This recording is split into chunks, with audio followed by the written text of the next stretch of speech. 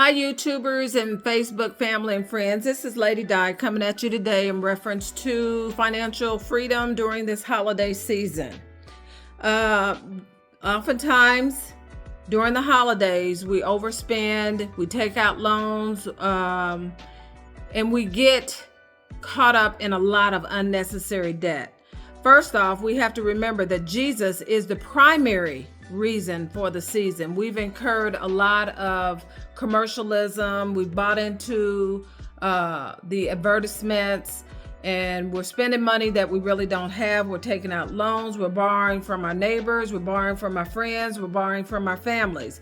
But from a biblical standpoint today, I want to show you the purpose or the plan that God has for his chosen people. Now, he had the natural children of Israel, and we are spiritual Israel. So I want you to look at the comparison and contrast. Now, I'll be speaking about the year of release versus the year of Jubilee, and there's just one primary difference. The year of Jubilee was every 50th year. The year of release was every sabbatical 7th year. And that's the primary difference. The year of release was for the Israelites only. And that year of release not only freed them from their financial debts that they had incurred, but it also allowed the land to be able to rest so it could reproduce in a bountifully way. So that gives you a year of rest. Just like God, when he created the heavens and the earth, he worked for 6 days, and on the 7th day, God rested. So he is wanting us not only to be financially free, but in that financial freedom, you rest your mind. You don't have to worry about the creditors calling. You don't have to worry about getting threatening letters in the mail. You don't have to worry about eviction notices being on the door. You don't have to worry about that. So not only are you resting your physical man, you're resting your mental man. You are resting because you no longer have to worry about how this bill is going to be paid. In Deuteronomy, the 15th chapter, verses 1 through 2, it says, at the end of every 7th year, you must cancel the debts of everyone who owes you money. And this is how the plan was to be carried out in verse 2. Everyone must cancel the loans that they had made with their fellow Israelites. They must not demand payment from their neighbors or their relatives. So it says the Lord's time of release has arrived. When you look at not demanding payment for those loans from the neighbors or your relatives, it's like when we go sometimes and we make a loan or some type of investment or what have you. Anytime you're borrowing money, sometimes the creditors will want you to have a co-signer. It's not always, but sometimes that is a requirement. If that is required, if the primary lender reneges on their loan, that loan will be transferred down to that co-signer, and they will then assume responsibility for that loan. That means if you have to go to jail, if you have to be garnished on your check, that responsibility falls to that co-signer.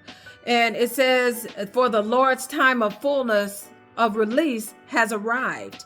When you look at that, in the fullness of time, God sent forth his son, not only to redeem just the Israelites, but he was to redeem both the Israelites and the Gentiles. So in the fullness of time, God sent forth his son, Jesus, to redeem everyone from sin. And it says you would receive, in that 5th verse, a blessing if you are careful to obey all the commandments of the Lord your God. And this is what God told Moses to tell the children of Israel. And this is what he is saying to us today. If we be willing and obedient, we will eat the good of the land. Oftentimes we make ourselves physically sick because we can't figure out how we're going to make ends meet, how we're going to pay our bills, how we're going to manage our finances. But we have to be good stewards over the things that God has blessed us with. Don't go into a bill or a loan assuming or in your mind saying, oh, well, if I can't pay it, I'll just file bankruptcy. Oh, well, if I can't get this done, I'll run from my creditors. I know people hide their cars in garages. I know people dodge the bill collectors.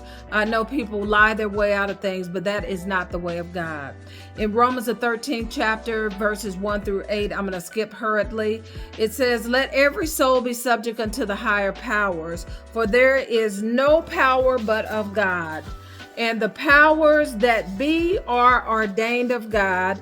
And for this cause pay ye tribute also, for they are God's ministers attending continually upon this very thing. So when you pay tribute, you're paying taxes. The ministers are God's authorities. And then anytime that you allow your residential properties to go back to state because you refuse to pay your taxes, that is not the way of God. We're living in a time now economically where people are making buku money with rental from real estate, renovating properties. Gentrification is happening all over the country. And so we can make a lot of money. Our families have worked blood, sweat, tears to incur. They leave it to their loved ones when they pass on, and then we inherit that trust and we lose it because we don't want to pay taxes. That is not wise. That is not frugal. Other people are taking advantage of this, and they are getting a lot of residential land and residential homes, and they are cleaning up. You have to be as wise as a serpent and as harmless as a dove. And in business, we need to be men. We need to think about what we're doing. We need to make wise actions and transactions. The Bible said, if you lack wisdom, let him ask God for it. So if you don't know how to take care of your business, there are agencies out here that will help you manage your money. Will help you manage your money. It says in the 8th verse, owe no man anything but to love one another, for he that loveth another hath fulfilled the law. And I think that speaks for itself. We are supposed to be debt free. Owe no man anything except love. If you do that, you will fulfill the law, which states, love the Lord thy God with your whole heart, soul, mind, and strength, and love your neighbor as yourself. If you do that, you will not be ruled by the rich, nor will you be a slave of the lender, but we will be lenders and not the borrowers.